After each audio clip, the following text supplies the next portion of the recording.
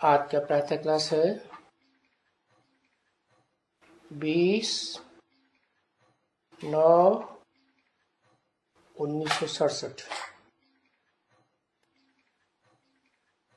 बुधवार को रिकॉर्ड चला है निर्बल से लड़ाई बलवान की। ये कहानी है दिए की और तूफान की।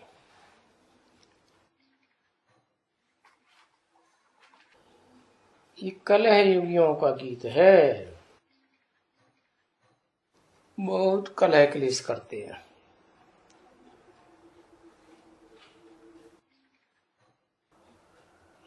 तो गीत का अर्थ नहीं समझते हैं।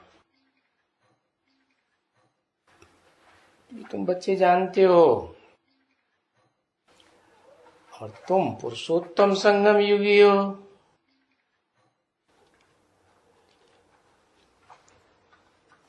वो कलह युगी है। संगम युग को पुरुषोत्तम जरूर लिखना चाहिए। देखो कितना दफा बाबा समझाते हैं, तो भी जब ये चित्र वगैरह बैठ करके समझाते हैं, ज्ञान की पॉइंट याद न रहने के कारण फिर वो भूल जाते हैं लिखना। है क्या लिखना भूल जाते हैं? है संगम युग के साथ पुरुषोत्तम लिखना भूल जाते हैं। ऐसे तो है कि भूलना तो जरूर होता है।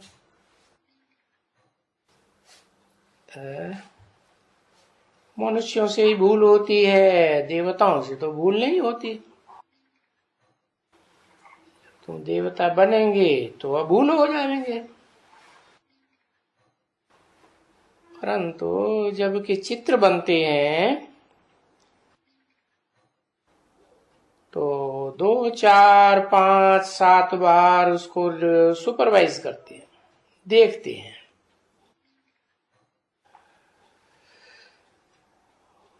उनको दिखलाना होता है कि कोई भूल तो नहीं हो गई है।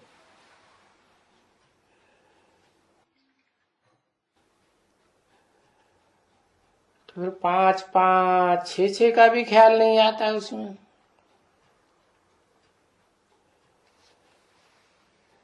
पीछे ऐसे ही आ जाते हैं, क्योंकि नहीं तो ये मुख्य अक्षर है। क्या है? अरे क्या पुरुषोत्तम संगम युग।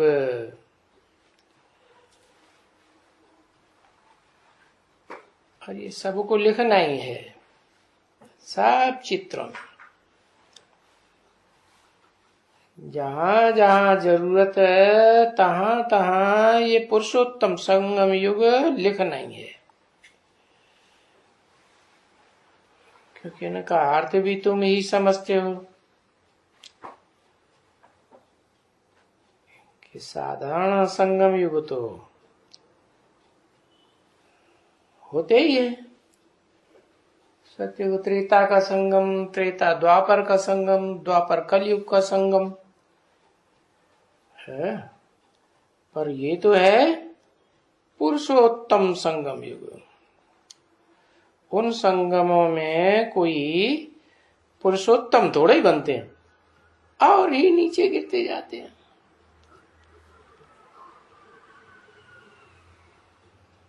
तो इस अर्थ को कोई दूसरा नहीं सीखेंगे कि पुरुषोत्तम संगम युग क्या होता है। वो बोला ये क्या होता है?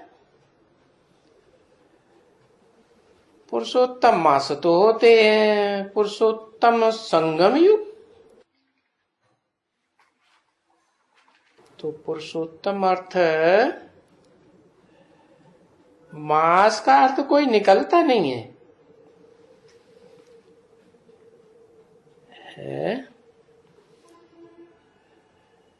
हाँ ये कहेंगे ये भी एक यादगार है। क्योंकि पुरुषोत्तम युग भी है और पुरुषोत्तम बनने का मास भी है, पुरुषोत्तम बनने की पुरुषोत्तम घड़ी भी है। तो कभी हुई है तो यादगार मनाते हैं पुरुषोत्तम मास। तो पुरुषोत्तम अर्थ बुद्धि में आना चाहिए कि ये कब की यादगार है। जैसे त्योहारों की लिस्ट बनाते हो तो ये भी एक त्योहार मनाते हैं संगम युग का।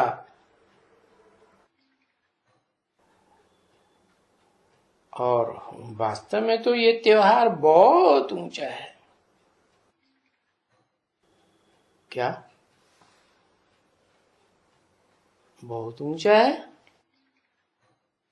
तो फिर और धर्मों में भी इसकी यादगार होना चाहिए। है है, है या नहीं है?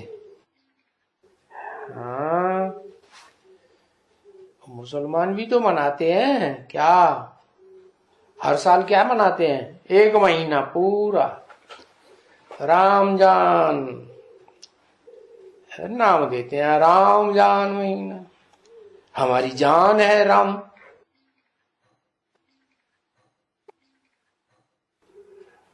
क्योंकि बहुत ऊंचा है ना। संगम युग भी सबसे ऊंचा है ऐसे कहेंगे। तो ये पुरुषोत्तम संगम युग है, इसे तुम बच्चे जानते हो। जानते हो कि अब हम सभी इस युग में नंबरवार पुरुषोत्तम बन रहे हैं। उत्तम ते उत्तम पुरुष बन रहे हैं। किससे उत्तम?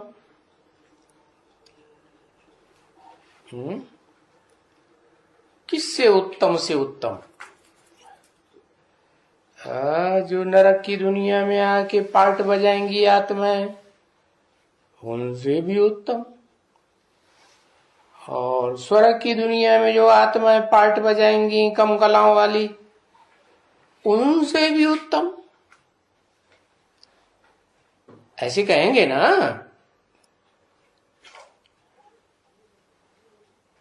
तो तुम हो उत्तम ते उत्तम पुरुषोत्तम।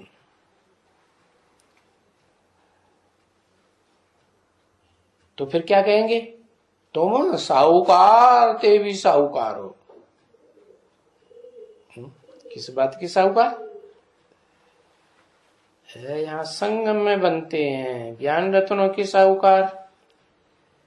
फिर ब्रॉड ड्रामा में ये ज्ञान रतन ही स्थूल रतन बन जाएंगे। तो गाएंगे ना, उत्तम ते उत्तम साहूकार ते साहूकार, ऊंच ते ऊंच हम हैं नंबर 1। क्या कौन से धर्म के?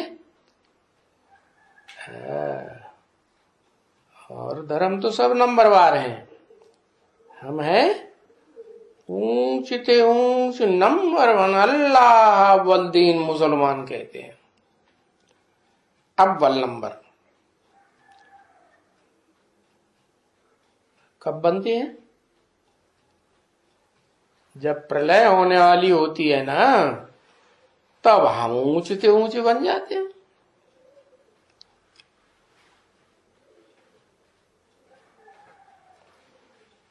परंतु ये प्रलय अक्षर कह दिया है। प्र माने प्रकष्ट रूप से, लय माने लीन हो जाना। परंतु प्रलय तो होती नहीं है कि सदा काल के लिए सृष्टि लीन हो जाए।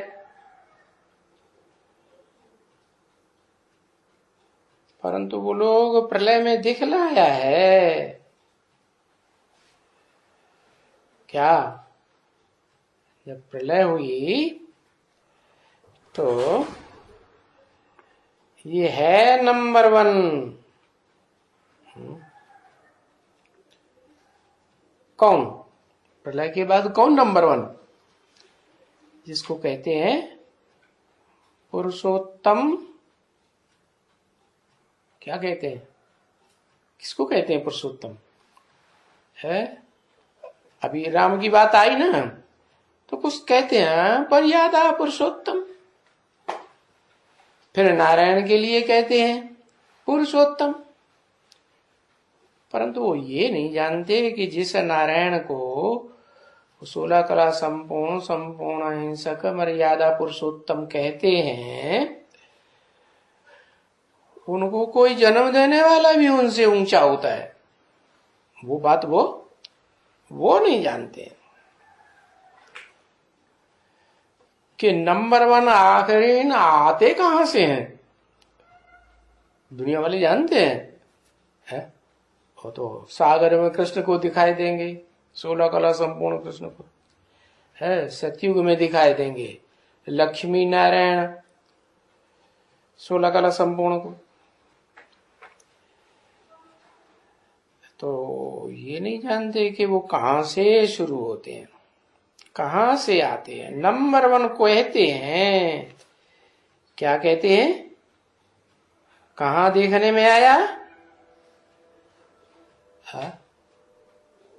है नंबर 1 कहां? हाँ पुरुषोत्तम तो ठीक है, पुरुषोत्तम देखने में कहां से आया? कहते हैं सागर में पीपल के पत्ते पर। पीपल के पत्ते पर बड़े आराम से अंगूठा चूसते हुए आया है। क्या मतलब हुआ? वो तो मतलब नहीं जानते। तुम्हारी बुद्धि में तो आ गया, ये ज्ञान सागर की बात है?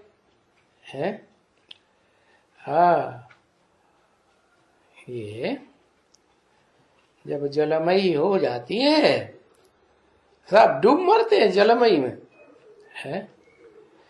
तो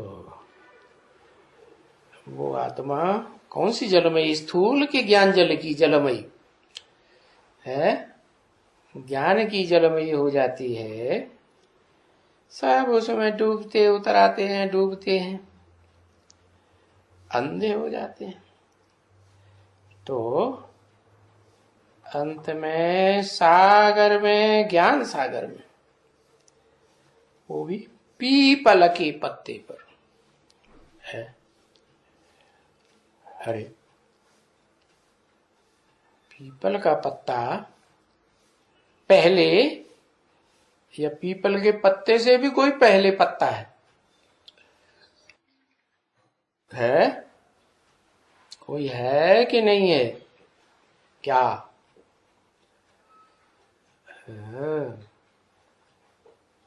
अरे पीपल वृक्ष बताया। पीपल जो है उसके तो पत्ते बहुत हिलते डुलते रहते हैं।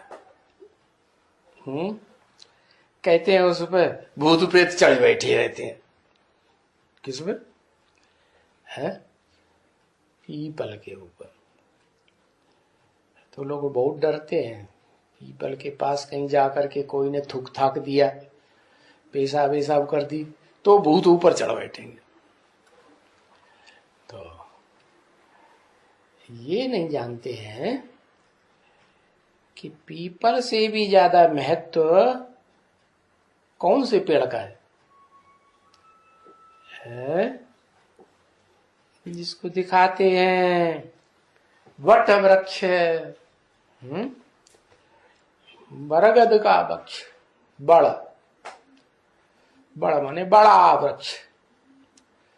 दुनिया में ये षष्ठ वृक्ष ही तो सबसे बड़ा वृक्ष है। उस षष्ठी वृक्ष के जो पत्ते होते हैं वो हिलने डुलने वाले होते हैं, या कितनी भी हवा चले उनकी डंडी तो मोटी होती है। क्या उनकी जो स्मृति रूपी डंडी है ना, वो हिलती डुलती नहीं है, मोटी होती है और छोटी भी होती है। क्या तो पत्ता हिलने का सवाल है ही नहीं।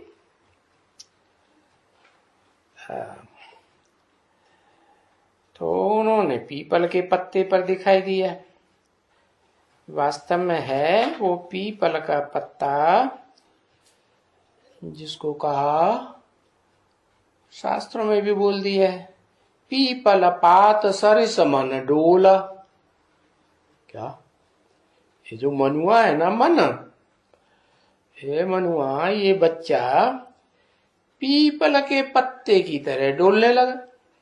अरे, और पीपल के पत्ते के ऊपर जब बच्चा दिखाएंगे तो सागर की लहरों में, ऊंची ऊंची लहरों में जब पत्ता हिलेगा तो वो बच्चा नहीं हिलेगा, है?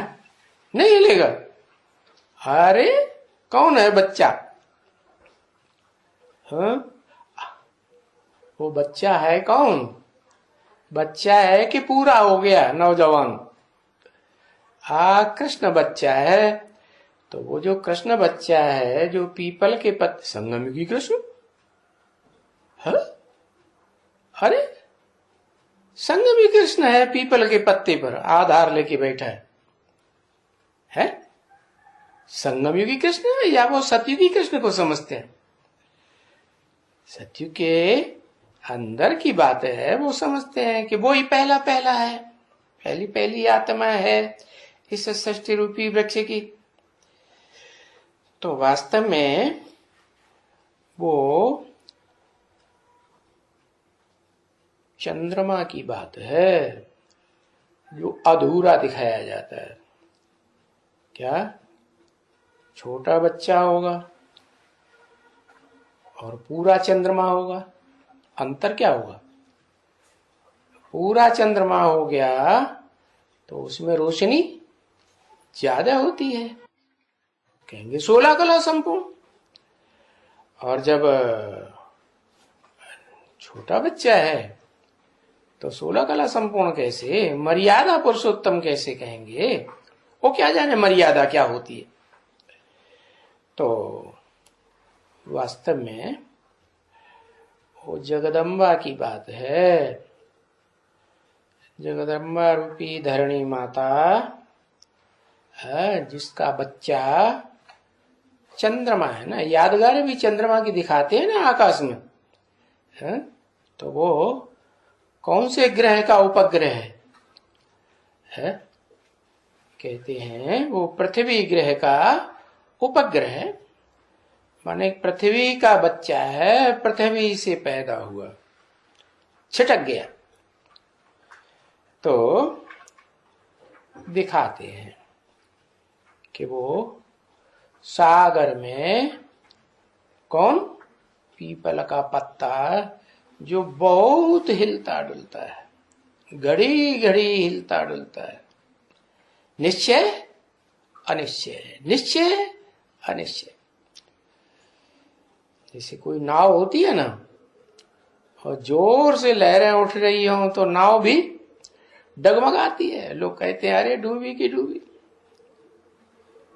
तो ये कोई को पता नहीं है कि उस नवैया का खिवैया कौन है।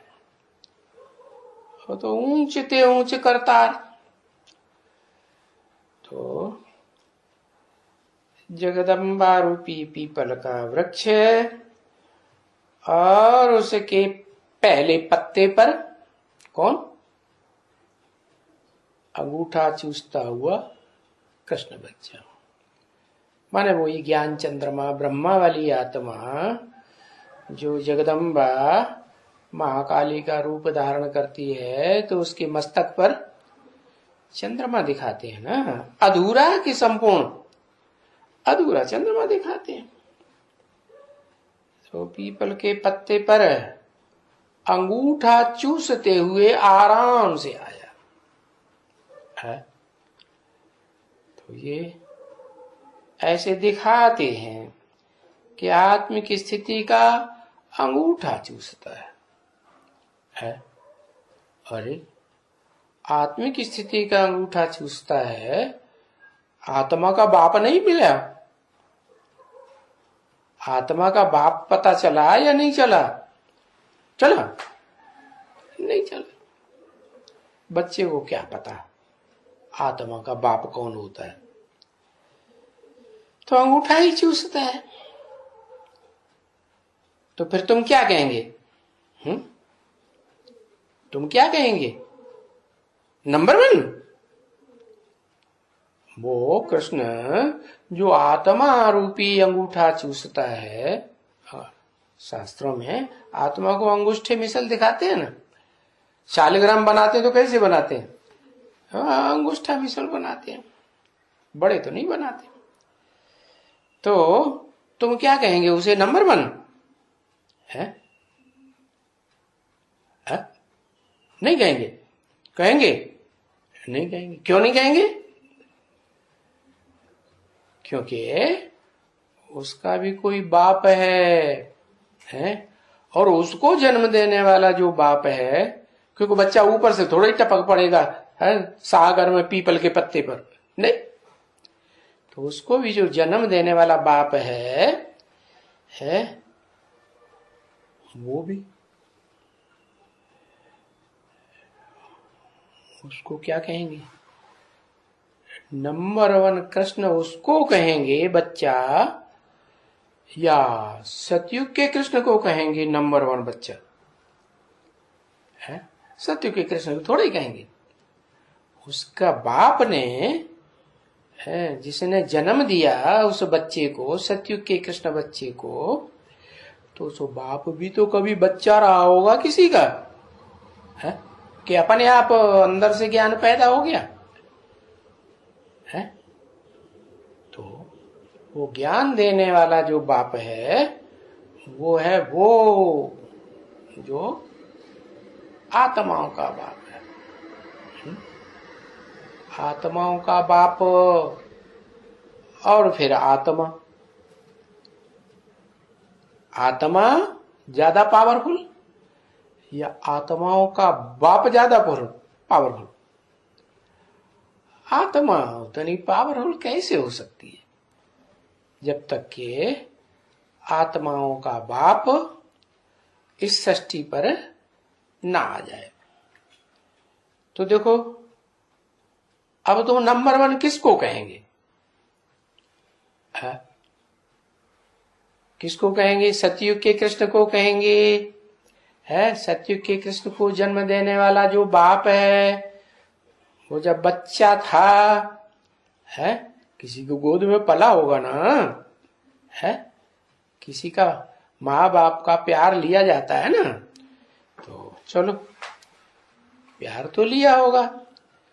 तो अब 3 हो गई आत्माएं। एक आत्माओं का बाप परमपिता शिव, जो जन्म मरण के चक्कर में नहीं आता है, इस सृष्टि पर तो आता है, लेकिन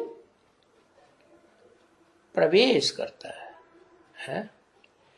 तो जो मनुष्य सृष्टि का बाप है, मनुष्य सृष्टि का बीज कहो, है, उस बीज में प्रवेश करके ज्ञान देता है, और ज्ञान के आधार पर पहचान होती है, तो फिर वो योगी बनता है। ज्ञान और योग का ज्ञान मिलता है कि नहीं? वो भी मिलता है। तो जो योगी बनता है तो एकदम योगी बन जाता है कि पुरुषार्थ करना पड़ता होगा? धीरे धीरे बनेगा ना पुरुषार्थ करना। तो पुरुषार्थ में पहले बच्चा बुद्धि, बाद में तीखा पुरुषार्थ हो जाता है, तो योगियों का ईश्वर बन जाता है। तो ये 3 आत्माएं हैं। फिर इनमें नंबर 1 किसको कहेंगे? अरे जल्दी से बताओ, और बताओ। एक ने बताया, दूसरे बताओ। बताते तो है ही नहीं। नंबर 1 किसको कहेंगे? 3 आत्माएं हुई, सतयुगी कृष्ण बच्चा और संगम युग में कोई कृष्ण बच्चा बनता है और कृष्ण बच्चे को पालने वाला परमपिता परमात्मा शिव। हाँ, संगम युगी कृष्ण बच्चा, क्योंकि शिव तो किसी नंबर में आता ही नहीं। आता है? शिव कहते हैं जो नंबर में आए वो चक्कर में भी आए। न मैं नंबर में आता हूं और न मैं चक्कर में आता हूं, मैं तो एक अकेला हूं। क्या? सदा काल अकेला, मेरा किसी से लगाव अटैचमेंट होता ही नहीं। तो बाबा ने पूछा तुम क्या कहेंगे? सतयुग के कृष्ण को नंबर 1 कहेंगे? नहीं कहेंगे। हाँ, तुम्हारी बुद्धि में है कि नंबर 1 तो पुरुषोत्तम संगमयुगी कृष्ण है, सतयुग का कृष्ण नहीं हो सकता। कोई कहे अरे नंबर 1 जो कृष्ण है संगम युग में, जैसे जगदम्बा के तामसी रूप महाकाली में चंद्रमा प्रवेश है मस्तक में, ऐसे ही क्या वो जो बच्चा है दिखाया जाता है शंकर शिव का बच्चा, क्या बच्चे के साथ बाप का नाम जोड़ा जाता है ना? तो कौन सा प्रसिद्ध बच्चा है जिसका सुप्रीम सोल बाप शिव के साथ नाम जोड़ा जाता है? शंकर है, शिव शंकर कहेंगे। यादगार अभी भी चली आ रही है भारत में कि बच्चों के साथ कोई कंपनी बनाएंगे तो भी बाप का नाम लगाएंगे, है, बच्चों का नाम लगाया न लगाया। तो वो जो नंबर 1 बच्चा कहेंगे संगमगी कृष्ण, जिसको श्याम और सुंदर कहते हैं। क्या सतयुग का कृष्ण थोड़ा ही कहेंगे श्याम सुंदर? अरे वो सुंदर ही सुंदर होता है कि श्याम भी बनता है? सुंदर ही सुंदर होता है। तो नंबर 1 ये जिसको श्याम और उसी जन्म में सुंदर कहेंगे। हाँ, तो कहेंगे ये है नंबर 1। हाँ, वो तो झूठा नाम लगा दिया। सतयुग के जब षष्ठी आदि हुई, षष्ठी शुरू हुई सतयुग में, तो वो झूठा नाम लगा दिया। और वो भी यादगार कहाँ की लगाई थी? सागर में पीपल के पत्ते पर आया है। ये तो यहाँ की यादगार है, ज्ञान सागर है। ज्ञान सागर प्रैक्टिकल में होगा या कोई हवा मुआफिक होगा? प्रैक्टिकल में, शरीर के अंदर वो ज्ञान का सागर है। शिव बाप प्रैक्टिकल में जो पार्ट बजाता है, उसकी गोद में वो कृष्ण बच्चा जिसकी यादगार दिखाते हैं कि सागर में पीपल के पत्ते पर आया। अरे पीपल के पत्ते पर कैसे आया? सीधा है, पीपल के पत्ता वो तो गर्भ दिखाया कि नहीं? कृष्ण को गर्भ में दिखाते हैं कि नहीं? गर्भ महल में पीपल के पत्ते में। सो गर्भ महल में जो बच्चा आया वो कहां से आता है? पीपल के पत्ते पर ही आता है? नहीं, कहां से आता है? बाप से आता है ना। तो बताया कि उस सतयुगी कृष्ण की बात नहीं है, उसको नहीं कहेंगे पुरुषों में उत्तम, आत्माओं में उत्तम, उत्तम मध्यम नीच है कहते हैं ना।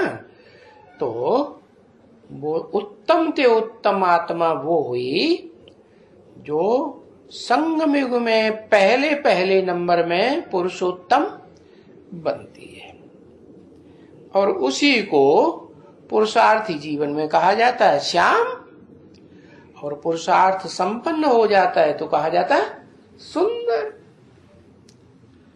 ऐसे थोड़े ही कि जैसे वो अधूरे ब्राह्मण कहते हैं, अरे इस जन्म में ब्रह्मा बाबा श्याम है, अगला जन्म सतयुग में होगा तो सुंदर बने। अरे दो शरीरों का नाम है श्याम सुंदर है?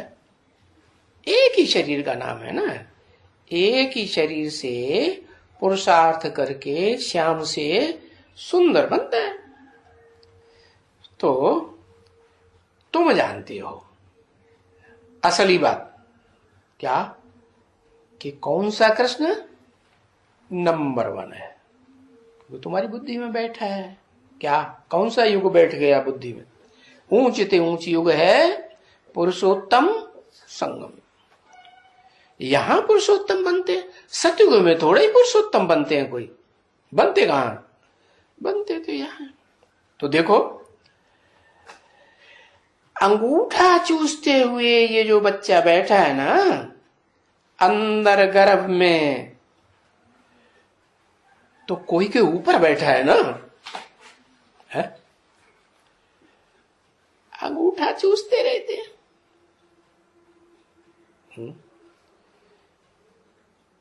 कौन से कृष्ण की तो बात कर रहे हैं बाबा? है?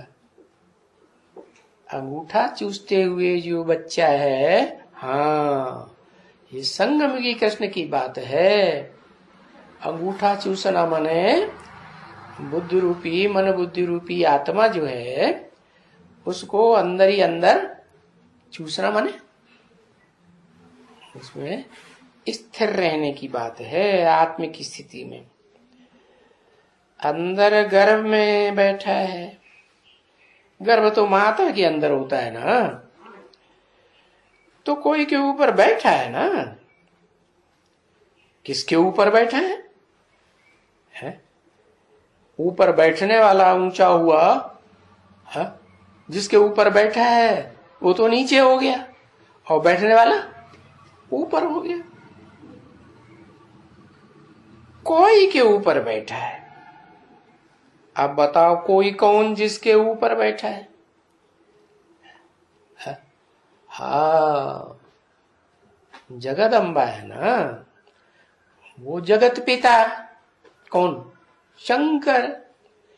और वो जगदम्बा, और जगदम्बा की गोद में मना जो जगदम्बा पीपल के पत्ते के मुआफिक दिखाई गई कि बहुत हिलती डुलती है, निश्चय निश्चय के झूले में, तो उसकी गोद में ऊपर बैठा है। चूसते रहते हैं तो पहले पहले सागर से है, निकला कहां से? सीधे ही गोद में आ गया मां के। पहले पहले निकला कहां से? सागर से। सागर से निकला, ज्ञान सागर से निकला। ज्ञान सागर से निकला हुआ ये कौन सा बच्चा? कौन सा बच्चा? संगमयुगी कृष्ण की बात है, जो आज भी चित्रों में दिखाया जाता है, बच्चे के रूप में पड़ा हुआ सो रहा है, अज्ञान की नींद में सो रहा है या जग रहा है? क्या कर रहा है? सो रहा है। सोना माने अज्ञान की नींद। तो पूछा कौन सा बच्चा? देखो, अच्छे से देखो, ये उत्तम ते उत्तम श्री कृष्ण बच्चा, क्या इससे उत्तम और कोई बच्चा सृष्टि में हो ही नहीं सकता। तो हुआ ना पुरुषोत्तम। पुरुष माने आत्मा है, पुर माने पूरी शहर है, और सा माने आराम करने वाला। ये शरीर रूपी पूरी है ना, इसमें आराम करने वाला उत्तम ते उत्तम आराम से रहता है। क्या नहीं तो सागर में विनाश के टाइम पर इतनी बड़ी बड़ी हिलोरें आती हैं, है? कोई आनंद से रह पाएगा? है? कैसे रहेगा? लेकिन वो है, हाँ, ऊंची से ऊंची स्टेज में आराम से आत्मिक स्थिति का अंगूठा चूसते हुए रहता है। तो ज्ञान सागर से वो रचना होती है स्वर्ग की, है? ज्ञान सागर निराकार या ज्ञान सागर निराकार साकार का मेल है, या ज्ञान सागर साकार है? वो ऊपर वाला उसमें प्रवेश होता है, तब स्वर्ग की रचना होती है, बच्चा पैदा होता है। हाँ? जब दोनों मिले हुए होते हैं तब बच्चा पैदा होता है। अरे वो तो ज्ञान दे करके चला जाता, ज्ञान दिया, और कब तक लोग ज्ञान देते रहते हैं? तब तक ज्ञान लेते रहते हैं जब तक टोटल विनाश न हो जाए। क्या? जब तक जीना है तब तक पीना है। किनको? ब्राह्मणों को। तो ब्राह्मणों की दुनिया में है, सारी दुनिया ब्राह्मण बनेगी ना, तो आखिरी 500 करोड़ भी आत्मा होगी, वो भी ब्राह्मण बनेगी कि नहीं? है, वो भी ब्राह्मण बनेगी। हाँ, तो ज्ञान पिएगी कि नहीं? है, बाप को पहचानेगी कि नहीं? प्रैक्टिकल में पहचानेगी कि हवा में चला गया, ऊपर परमधाम में चला गया, उसको पहचानेगी नहीं? प्रैक्टिकल में पहचानेगी। तो उस ज्ञान सागर जो प्रैक्टिकल में पार्टधारी है, उससे रचना होती है स्वर्ग की। स्वर्ग साकार या निराकार? स्वर्ग साकार। तो रचना, रचने वाला रचयिता भी साकार। तो उस रचयिता में नंबर 1 किसको कहेंगे? पुरुषोत्तम कहेंगे वो, है? तो सागर तो ज्ञान का हुआ ना, है? कि वो जड़ पानी का सागर हुआ, ज्ञान का सागर हुआ।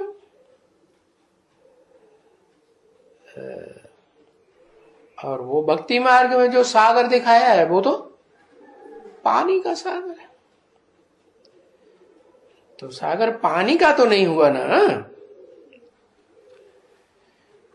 तो ये तो बच्चों को समझाया गया है, बच्चों को समझ में आ गया है कि कोई ऐसी प्रलय नहीं होती है कि सब खलास हो जाए। होती है? नहीं, ऐसी प्रलय नहीं होती है, क्योंकि कई कई बच्चे नए नए आते हैं, तो वो पुराने से पुराने जो पॉइंट्स हैं ना, ढेर के ढेर पॉइंट्स होते हैं, तो वो पुराने पॉइंट्स जो बाबा पहले वक्त भी कई बार सुना चुके हैं, वो फिर कैसे सुनेंगे अगर बाबा दोबारा तिबारा नहीं सुनाएंगे? तो बाप को उनमें से भी कभी कभी पॉइंट्स वो रिपीट करनी पड़ती है, क्योंकि तुम बच्चे भी समझते हो कि वो पुरानी पॉइंट्स हम कैसे सीख सकें या समझ सकें, है? क्योंकि सुनना अलग बात है और समझना अलग बात है। इसलिए बाबा कहते हैं एक एक मुरली को 6 बार पढ़ो, तब बुद्धि में बैठेगा।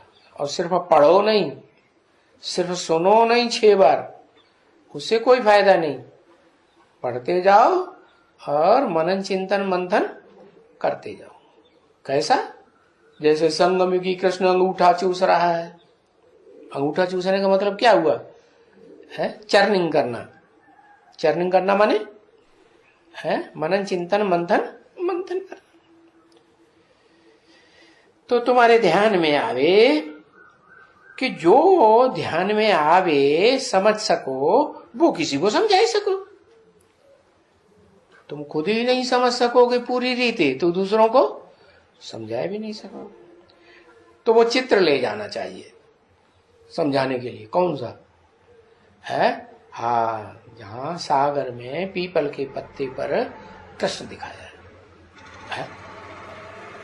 चित्र कलेक्ट किया, हाँ, करना। हाँ। तो भाई ये ध्यान रखो, क्या ये समझाते समय ये पॉइंट्स का ध्यान रखो।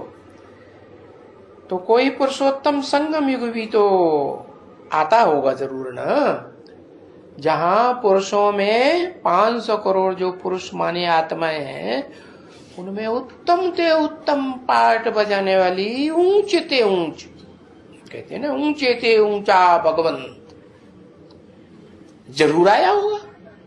इस सृष्टि पर प्रत्यक्ष हुआ होगा कि नहीं? आया होगा। क्योंकि सत्ययुग, त्रेता युग, द्वापर युग, कल युग, ये सभी युग हैं, और इन युगों के बीच में संगम होता है, सतयुग, त्रेता युग। तो एक ही बार आता है पुरुषोत्तम संगम युग। बाकी संगम तो बार बार युगों का मेल होता है तो संगम होता है? लेकिन पुरुषोत्तम संगम युग एक ही बार आता है। तो उससे साबित हुआ कि पुरुषोत्तम माना उत्तम ते उत्तम युग है। किस बात में उत्तम? वही किस मनुष्य सृष्टि में पार्ट बजाने वाली है उत्तम ते उत्तम हीरो पार्टधारी आत्मा इस सृष्टि रूपी रंगमंच पर कौन है, वो प्रत्यक्ष हो जाए। तो वो युग तो ठीक है पुरुषोत्तम। तो पुरुषोत्तम युग में पुरुषोत्तम मनुष्य चाहिए, नाम दे दिया पुरुषोत्तम युग। तो पुरुषों में उत्तम बनने वाला, क्योंकि उत्तम ते उत्तम बताया ना, तो सबसे उत्तम कोई तो होगा। तो पुरुषोत्तम वो मनुष्य चाहिए ना। फिर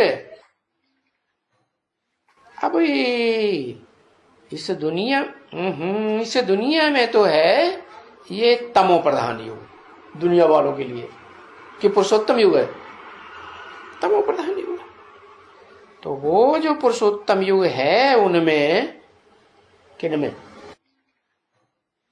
कलयुग में, तो वो भी बता देना चाहिए, ताकि उनको समझ में आए कि कलयुग के आदि में पुरुषोत्तम युग आता है, मध्य में आता है, या जब दुनिया का विनाश होना होता है तब आता है। तो वो बात समझ में आनी चाहिए ना लोगों को। पुरुषोत्तम युग तो जरूर है, और पुरुषोत्तम युग में ही दुनिया चेंज होती है। क्या ऐसे नहीं और धर्म पिताएं इस सृष्टि पर आते रहते हैं तो कोई दुनिया बदल जाती है, पुरानी दुनिया से नई दुनिया हो जाती है, दुख की नरक की दुनिया बदल करके स्वर्ग की दुनिया बन जाती है? ऐसे नहीं। क्या? कब?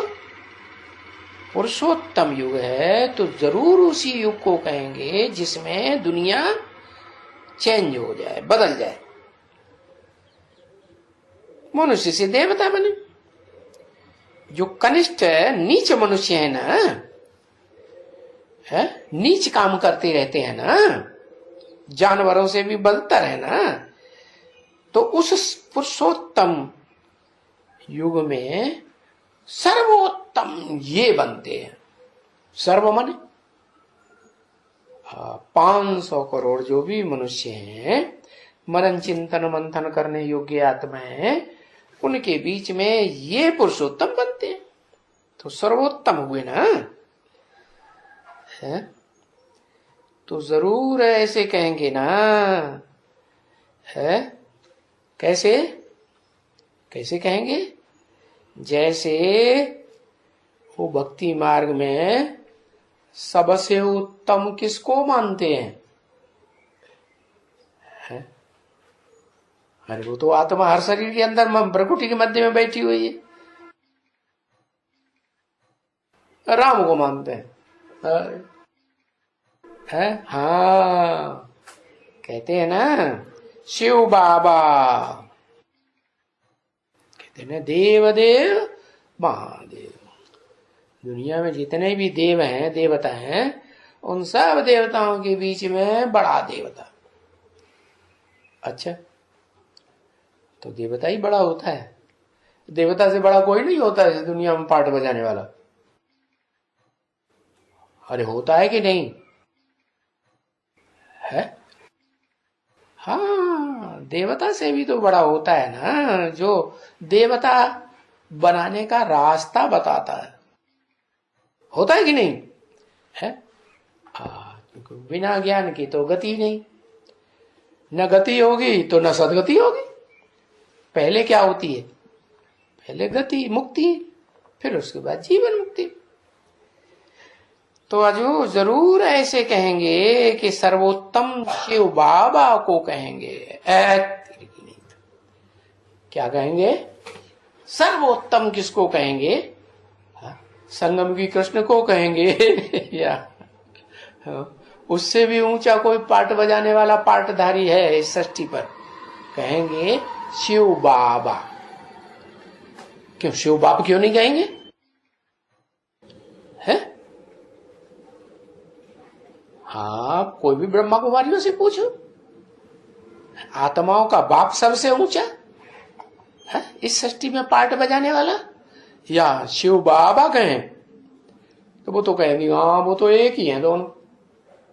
क्या शिव बाप भी वही है, शिव बाबा भी वही? ये क्या बात हुई? अरे शिव बाप तो जब निराकारी स्टेज में है, किसी शरीर में प्रवेश नहीं किया है, तो वो तो आत्माओं का बाप ही है, कोई दूसरा संबंध नहीं बनता। बिंदु बिंदु आत्माओं का बिंदु बाप। फिर जब वो शरीर में प्रवेश करता है मुकर्रर रथ में, तो कहा जाता है क्या? क्या कहा जाता है? हाँ, कोई भी संबंध बना लो, उनमें सबसे बढ़िया संबंध है शिव बाबा। क्या? क्यों सबसे बढ़िया है? सबसे बढ़िया क्यों है? हाँ, सबसे बढ़िया संबंध इसलिए है कि जो बच्चा है, वो बच्चे को जो प्राप्ति होनी है जीवन में बड़े ते बड़ी, वो बाप से प्राप्ति हो या न हो। परिवार में बाप ही बड़ा होता है ना।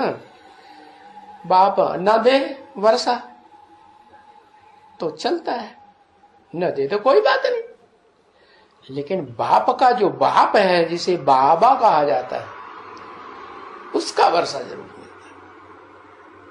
अरे अच्छा, बाप से नहीं मिलेगा, हम अम्मा से ले लेंगे? है? अम्मा से नहीं मिलेगा, बड़े भाई से ले लेंगे तो नहीं चलेगा? अरे बड़े भाई से भी लेंगे तो वे बड़े भाई के डंडे के नीचे रहना पड़ेगा कि नहीं? है? नहीं रहना पड़ेगा। और अम्मा की तो चलती ही नहीं है बप्पा के आगे। क्या अम्मा कहां बंधी हुई है? अरे अम्मा कहां बंधी रहती है? वो तो बाप में बंधी हुई है। तो वो तो जैसा बाप करेगा वैसा ही मानेगी, करेगी। तो बताया कि ऊंचे ते ऊंचा किसको कहेंगे? कहेंगे शिव बाबा।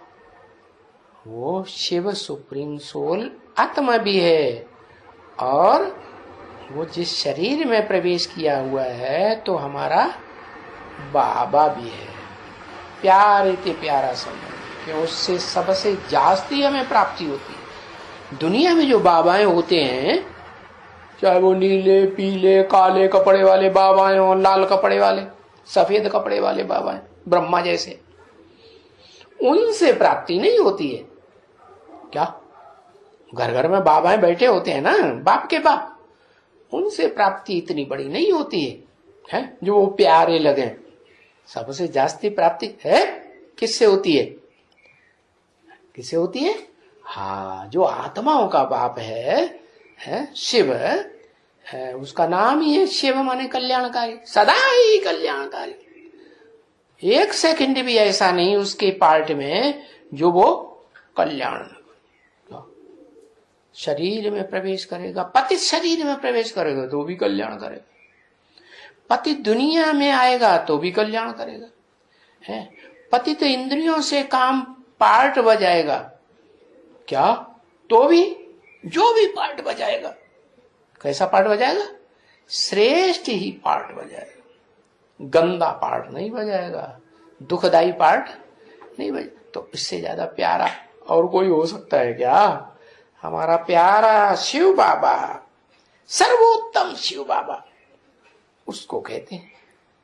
तो बताओ, अभी बोला था 3 आत्माएं हैं, सतयुगी कृष्ण बच्चा की आत्मा, संगम युगी कृष्ण बच्चे की आत्मा, और संगम युगी कृष्ण बच्चा जिस बाप की गोद में बैठा है वो बाप भी आत्मा। तो तीनों आत्माओं में इस सृष्टि रूपी रंगमंच पर उत्तम ते उत्तम पाठ बजाने वाली आत्मा सर्वोत्तम कौन हुई? सो बताओ है? अरे बताओ। हाँ, तो भी कहेंगे शिव बाबा, ये नहीं कहेंगे शिव बाप, क्योंकि बाबा शिव बाबा हम जब कहते हैं तो उसमें से अगर शिव निकाल दिया तो क्या बचेगा? शव बचेगा। ये शिव बाबा कहेगा, क्या कहेंगे? नहीं, वो तो मुर्दा हो गया। अच्छा, क्यों मुर्दा हो गया? अरे क्यों मुर्दा हो गया? जैसे ब्रह्मा बाबा है, ब्रह्मा बाबा में कहते कि ये टेम्परेरी रथ है, सदा काल नहीं रहेगा। और देखने में भी आता है 18 जनवरी 69 को शरीर छोड़ दिया। जब छोड़ दिया ना, तो जब शरीर छोड़ दिया तो टेम्परेरी हुआ कि लगातार मुकर्रर रथ हुआ? टेम्परेरी हुआ ना। तो वो टेम्परेरी रथ में आया, सदा काल तो नहीं रहता। बैल पर सवारी हमेशा की जाती है क्या? नहीं। कोई सवारी नहीं मिलेगी तो बैल में सवारी कर लेंगे। चलो, जैसे कुछ नहीं मिलता है तो गाड़ी में लगाई देंगे, तो यही कहेंगे ना कि बैल पे सवारी होकर के गाड़ी जा रही है, गाड़ी के ऊपर हम बैठे। अच्छा, ये हमारी शरीर रूपी गाड़ी है, कौन चलाता है? ये बैल चलाता है। गाड़ी होती है कि नहीं एक बैल की? नहीं देखी? हाँ, एक बैल की भी गाड़ी होती है। तो वो बैल जो है वो ये नहीं कह सकता कि मेरे अंदर सदाकाल शिव बाप है? होता है? ब्रह्मा बाबा में सदाकाल होता है? नहीं होता। तो उनको उत्तम ते उत्तम पाठधारी कहें? नहीं कहेंगे।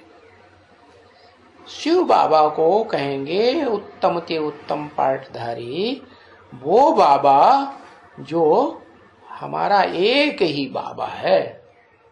ऐसे नहीं कि ब्रह्मा में प्रवेश किया तो भी हमारा शिव बाबा है, कहेंगे। और कहेंगे तो सदाकाल कहेंगे कि टेम्परेरी कहेंगे? है, टेम्परेरी से वर्षा मिलेगा कि संगम युग के पुरुषोत्तम संगम युग के अंत तक जो जब तक जीना है तब तक पीना है, पिलाता ही रहे, पिलाता ही रहे। तो बताया। तो शिव बाबा को कहेंगे सर्वोत्तम शिव बाबा, लेकिन उनको सर्वोत्तम पुरुष तो नहीं है, सर्वोत्तम पुरुष सर्वोत्तम पुरुष कैसा होता है?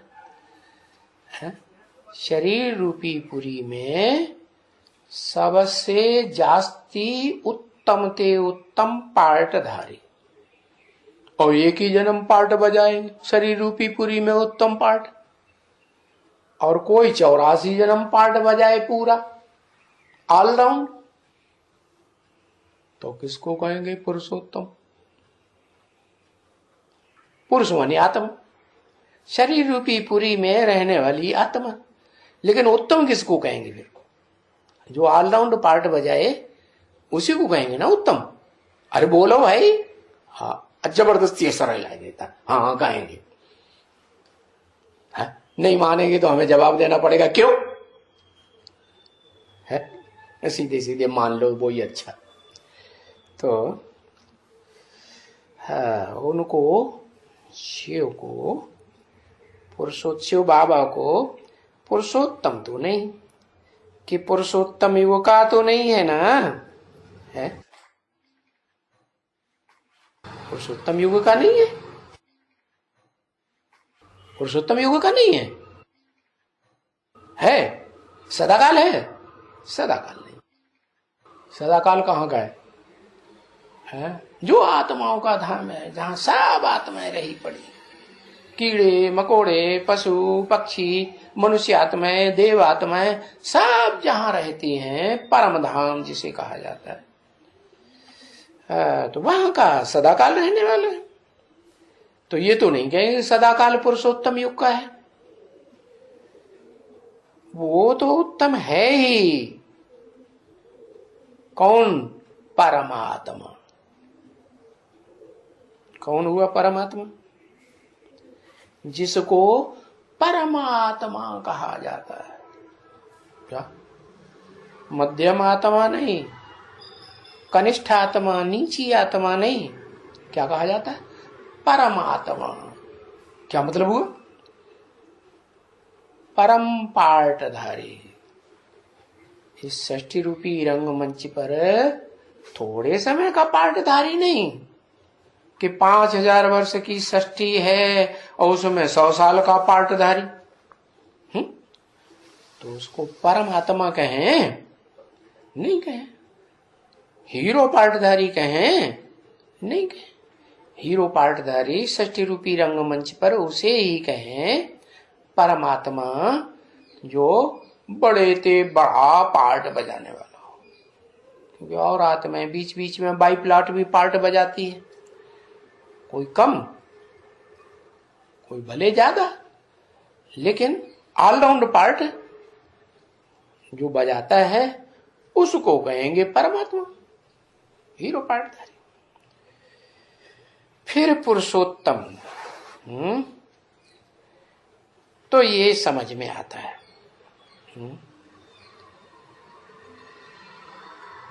क्या?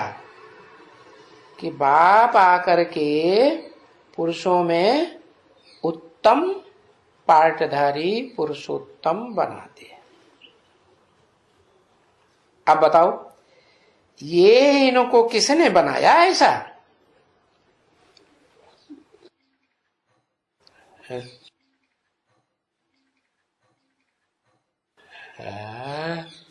शिव बाबा ने बनाया।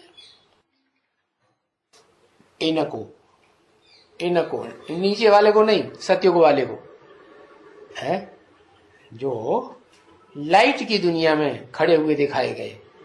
क्या?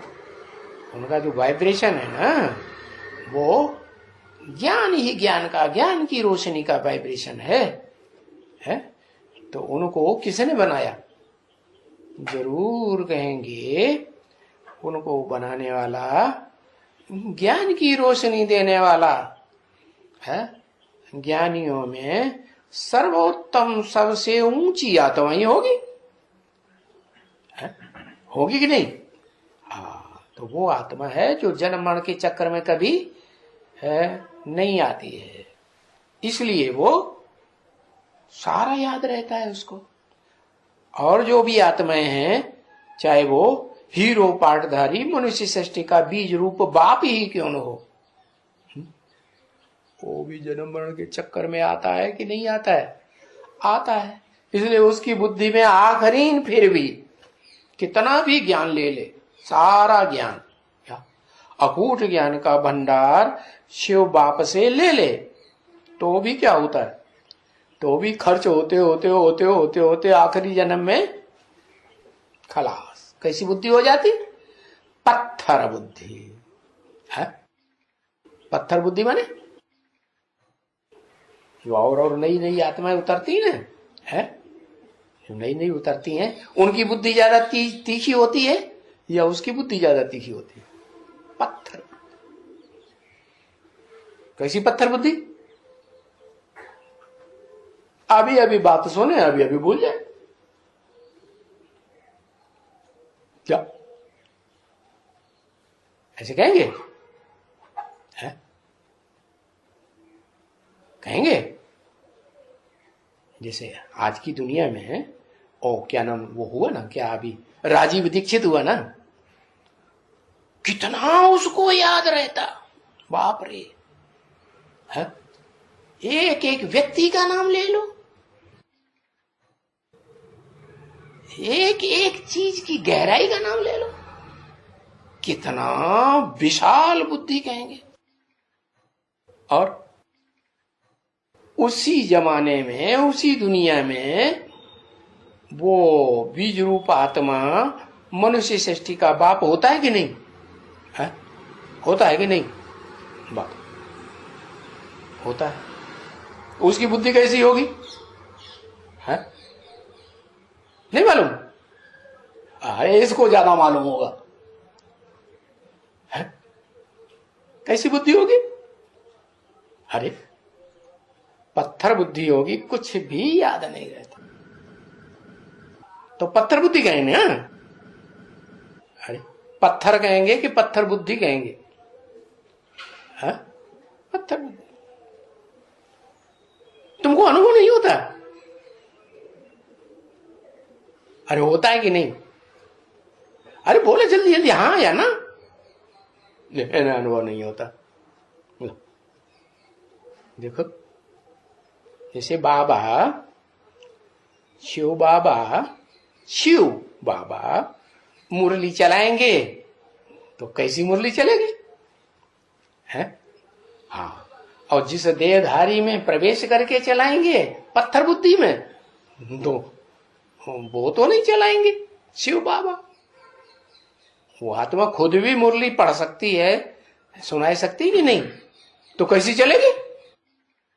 अरे बताओ। है? बस पढ़ंतरी,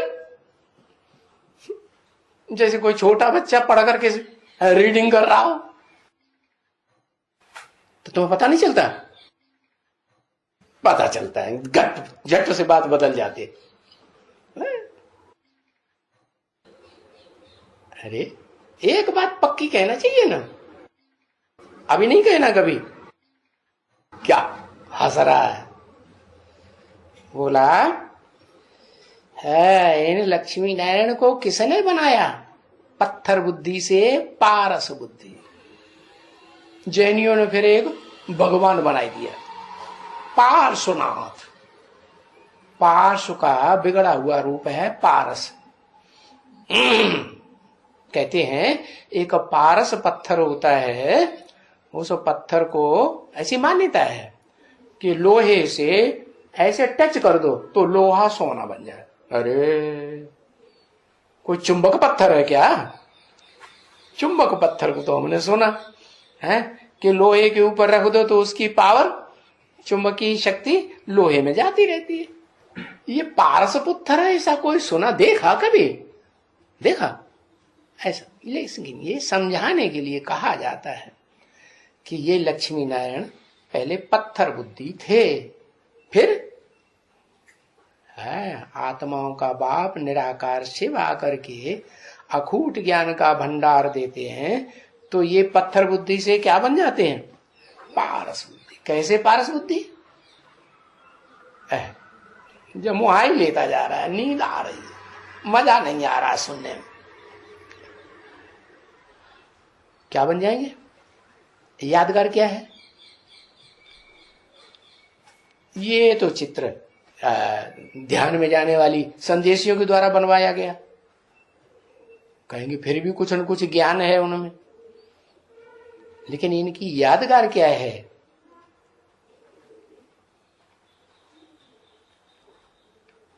अरे यहां तो ये बनाया गया रोशनी के बीच में ही बैठे हुए हैं, खड़े हुए हैं, लेकिन कोई यादगार भी है?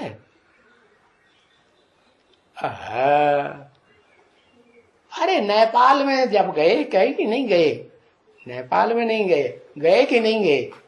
क्या देखा? नेपाल में यादगार है? हाँ, चित्रों में भी दिखाया जाता है। विष्णु कहां दिखाते हैं? क्षीर सागर में पड़ा हुआ है, क्या जल में पड़ा हुआ है ना? नाम ही इनका इसलिए रख दिया नारायण। नाम काम के आधार पर होते हैं, ऐसे ही होते हैं, काम के आधार पर नाम पड़ते हैं। तो इन्होंने कैसा काम करके दिखाया कि इनका घर कहां है? ज्ञान जल के बीच में। ज्ञान जल से कभी बाहर जाते ही नहीं, या जाते हैं? हाँ, नहीं जाते। ये भी पहचान है किसकी? हो नारायण वाली आत्मा की। क्या पहचान है? कि बुद्धि में ज्ञान की बात है, ज्ञान की रोशनी। यहां भी तो ज्ञान की रोशनी में खड़े हुए हैं ना चित्र में। हाँ, तो फिर ये पुरुषोत्तम समझ में आया ना? इनको किसने बनाया? इन लक्ष्मी नारायण को, जो ज्ञान की रोशनी में खड़े हुए हैं? ज्ञान की रोशनी के वाइब्रेशन के अलावा और कोई वाइब्रेशन दुनिया का नहीं। तो इनको किसने बनाया? कहेंगे शिव बाबा ने बनाया। शिव बाबा ने बनाया। तो यादगार क्या है? भक्ति मार्ग में यादगार भी तो बनती है। शिव बाबा की यादगार क्या है?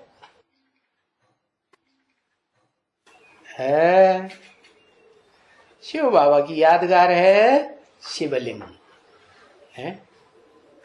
वो शिव यादगार है शिवलिंग, या वास्तव में है?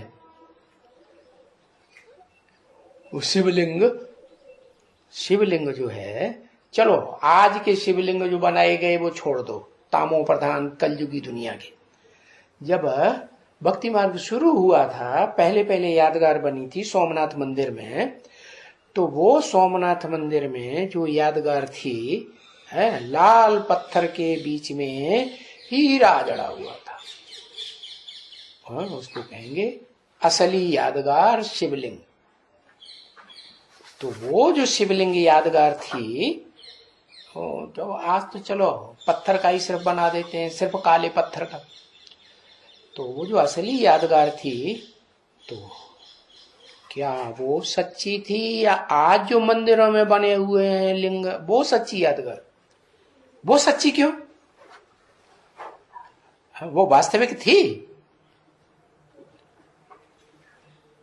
लाल पत्थर का, अरे लाल पत्थर को, लाल पत्थर किसकी यादगार? लाल पत्थर पत्थर बुद्धि की यादगार, जड़ शरीर की यादगार। और उस पत्थर बुद्धि में वो है अखूट ज्ञान का भंडारी, अजन्मा, जन्म न लेने के कारण कभी जन्म होता ही नहीं उसका, इसलिए वो त्रिकालदर्शी है। तो वो उसमें प्रवेश करता है, और प्रवेश करके वो इनको पत्थर बुद्धि से क्या बनाता है? नारायण पारस बुद्धि बना देता है। ऐसा पारस बुद्धि कि इनकी बुद्धि सदा कहां रहे? ज्ञान की रोशनी में रहे। अज्ञान की रोशनी में बुद्धि जाए ही नहीं। ऐसी स्थिति सोते जागते हर समय बनी रहे, तो कहेंगे नारायण 16 कला संपूर्ण हुआ। तो बताया। अब समझ में आया इनको किसने बनाया? है? किसने बनाया? हाँ, कहेंगे शिव प्लस बाबा। है? शिव माने ज्योति, शिव ज्योति। क्या वो कोई स्थूल चीज नहीं है जिसे पकड़ के यूं दिखा दो, मूर्ति बना दो? नहीं। और जो बाबा है उसकी मूर्ति अलग से दिखाई जाती है मंदिर में। पुराने पुराने जो मंदिर है ना, वो बीच में शिवलिंग दिखाएंगे, बाजू में देवताओं के बीच में, मूर्तियों के बीच में शंकर की मूर्ति दिखाते हैं। तो शंकर मूर्तिमान कहेंगे कि नहीं कहेंगे? मूर्तिमान माने जिसकी मूर्ति हो, अमूर्त नहीं। अमूर्त कहेंगे बीच में शिवलिंग, वो सिर्फ संगम युग में होता है अमूर्त। कौन? शंकर। बाप समान स्टेज बन जाती है, बाकी ऐसे नहीं कि वो सदा काल अमूर्त ही है, इस सृष्टि पर होता ही नहीं। अगर होता नहीं तो फिर जन्म मरण के चक्कर में कैसे आएगा? आएगा नहीं। ओम शांति।